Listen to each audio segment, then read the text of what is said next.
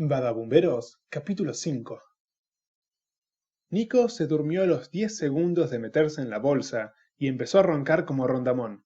Y con Juli intercambiamos chistes de todo tipo, los mismos que hacíamos cada vez que había un pijama party. Pero de eso ya habían pasado varias horas. Juli también se había dormido. Ya no se escuchaba a Luca gritando ni a Gropa que intentaba callarlo. Y yo seguía sin pegar un ojo. Me preguntaba cómo Sophie se iba a dormir con su hermano si roncaba de forma tan cetácea. Desvelado, había repasado 1000 veces cómo una vaca muerta había creado el pánico, y siempre terminaba, intrigado, con el hecho de que el dueño del camping tenía una colección de recortes de diarios que tocaban cada uno de los temas absurdos que habían estado en ebullición con el fin del milenio, y que esa tarde habían estado en boca de los chicos de la colonia. Estaba seguro que, salvo por el bombero, aparecía todo, y yo intuía que ambas cosas, la vaca y esa cosa extraña, se relacionaban. Para mí, lo único importante de cambiar de milenio era ahorrarse bocha de sílabas. 2000, tan simple y cortito. El resto eran bolazos. Mis papás en mi casa no le daban cabida a esas supersticiones.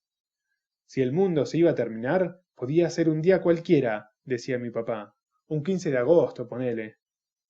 Nico se atragantó en un ronquido y escuché la flema rebotando en su garganta.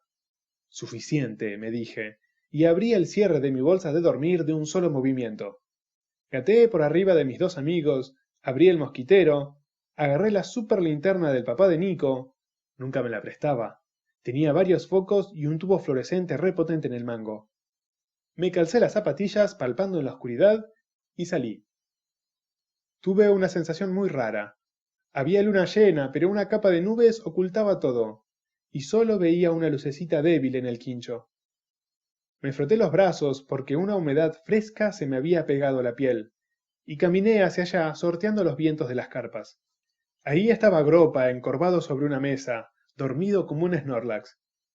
Seguí de largo hasta el baño, pisando con cuidado porque alguien había tapado el inodoro y el charco iba de punta a punta.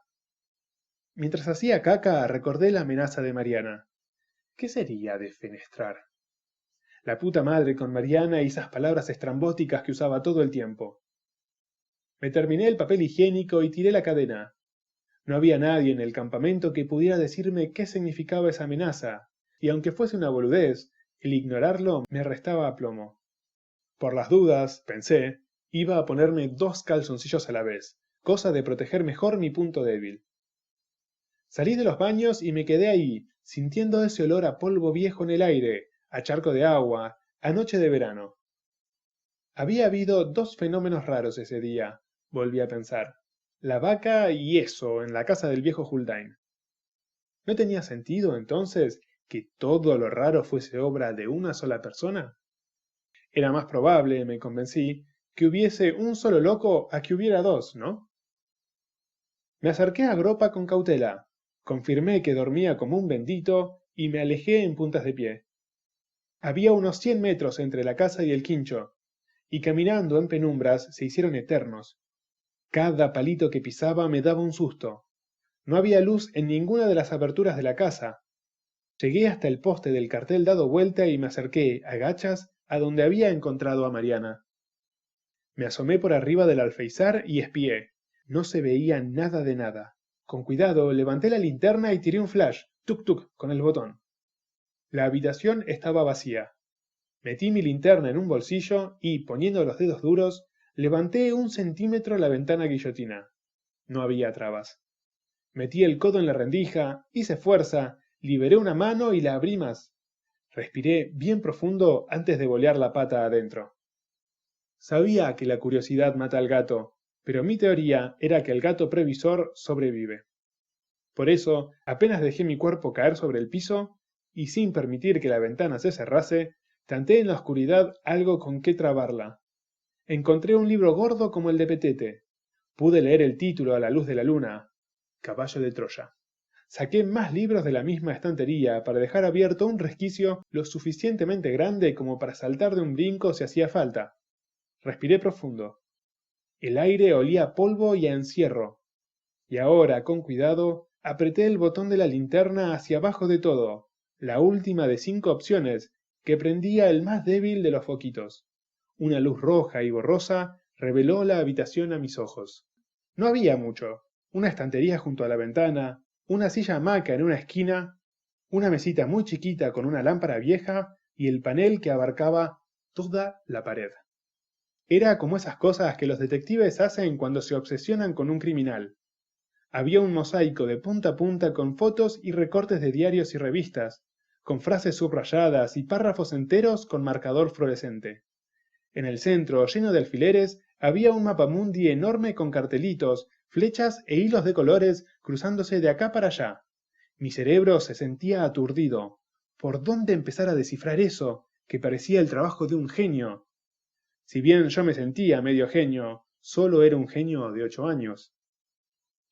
Di pasitos de un lado al otro, viendo que no solo había noticias de diarios comunes como La Nación y Clarín, sino que había toda clase de diarios de los que jamás había oído hablar, e incluso en otros idiomas. Le Monde Diplomatique, leí. ¿Qué carajo será? Noté que la pared estaba dividida en temas que rodeaban el mapa central. Me puse en puntas de pie para leerlo de más arriba, empezando de izquierda a derecha. Noticias de desastres naturales. Un terremoto terrible en Turquía, otro en Grecia y otro en México. Y un hilito verde conectaba cada noticia a una parte del mapamundi, y así con volcanes, inundaciones y maremotos. Las fechas y las cantidades de víctimas estaban resaltadas con color. La luz roja hacía que el flujo se viera raro. Había fotos de ciudades devastadas, de tornados, de un bosque prendido fuego, de huracanes vistos desde el espacio, y pegado a eso, un papelito cuadrado de color rosa que me llamó la atención porque tenía una palabra escrita en jeroglíficos, como cuando estaba aburrido y usaba el símbolo en Word. Ok, sigamos. Por debajo había una sección dedicada a la guerra. Las fotos de los recortes de revista se volvían más cruentos y estaban mamarrachadas con círculos y rayones de virome. Croacia, Kosovo, qué nombre tan chistoso, Yugoslavia, más países cuya existencia desconocía y que estaban señalados en el mapa por hilos amarillos.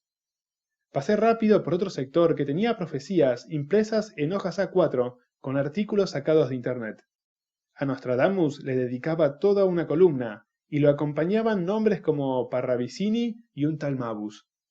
Había como 5 fotocopias de ese círculo azteca con el tipo que saca la lengua en el medio, rodeado otra vez de papelitos cuadrados con esa misma palabra en símbolos que había visto antes. Abajo había un montón de hojas muy finitas, recontra llena de resaltadores de distintos colores y mamarrachadas con lapicera. Al acercarme lo más que pude, vi que era el Apocalipsis, arrancado de una Biblia. Ah, ok. A partir de ahí apresuré mi análisis porque, sospechaba, nadie que se tomara en serio una profecía podía preocuparme. Encontré una sección donde se mezclaban diarios con enciclopedias, plantas nucleares, reactores nucleares, Chernobyl, Hiroshima, cohetes, misiles. Prueba de la bomba H, leí en un murmullo, viendo una foto de un hongo nuclear sobre el mar, como en Godzilla. Fin de la Guerra Fría. 3 minutos para la medianoche. Amenaza nuclear a Estados Unidos. Había varias hojitas con fórmulas extrañas llenas de signos matemáticos y letras, una foto de Einstein sacando la lengua, otra de Bill Gates sonriendo y un montón de garabatos en papel cuadriculado. Otra vez se repetía esa palabra de símbolos, pero más compleja y larga, y remataba con un montón de signos de interrogación. Di un paso a la derecha y, arriba de todo, leí un encabezado de crónica sobre ovnis en el Uritorco. Resoplé con embole. Había noticias con fotos en mala calidad de Pocho, vecino del Jawel, avistó un ovni anteanoche, o Aide de Villa Pehuen desapareció durante 5 días y declaró haber sido secuestrada por extraterrestres.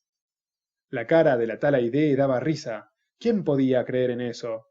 En otro titular, incluso, se mezclaban aliens con la Atlántida, y me acordé de Guillermina. Abajo había un mosaico de recortes diminutos que me obligaron a acercarme más. Personas desaparecidas, mascotas perdidas, crímenes raros sin resolver, cosas del Triángulo de las Bermudas. Eran como 200 recortes de los últimos años. Las localidades estaban resaltadas. Entre ellos encontré un recorte que me conmovió por lo familiar, el del accidente de la señor Ceci. Incluía una fotito suya, de muy mala calidad, como todo lo del Nueva Era, sonriendo, sentada frente a un montón de computadoras de colegio. A pesar de la mala impresión y de la luz roja, se adivinaba lo cálida que era su sonrisa, la cosquilla que hacía su pelo ondulado, colgando al lado de su cuello cuando se inclinaba hacia adelante para ver tu cuaderno, lo suave que movía los labios.